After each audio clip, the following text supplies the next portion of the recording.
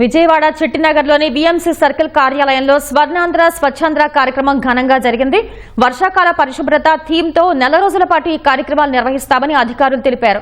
పరిసరాలను పరిశుభ్రంగా ఉంచుకుంటేనే ఆరోగ్యంగా ఉంటామని అధికారులు స్పష్టం చేశారు. ఈ కార్యక్రమానికి ముఖ్య అతిథులుగా VMC commissioner Dhyanachandra, special chief secretary Jayalakshmi, Vijayawada mayor Bhagyalakshmi పాల్గొన్నారు.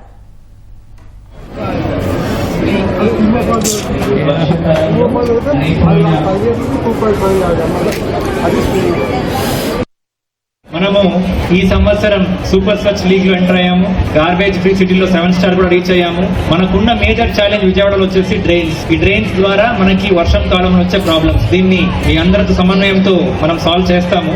ముఖ్యంగా ఈ మాన్సూన్ హైజీన్ సంబంధించి పిల్లలే కాదు, పెద్దవాళ్లే కాదు, అందరూ కూడా మనం పాటించాలి. ఏంటంటే క్లీన్ గా హ్యాండ్స్ పెట్టుకోవడము, క్లీన్ గా హోమ్ పెట్టుకోవడము, clean toilets, clean drains and clean public spaces.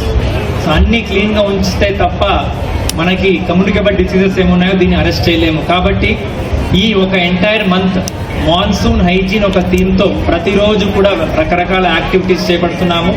అందరి ఇన్వాల్వ్మెంట్ కూడా చేయడం జరుగుతుంది.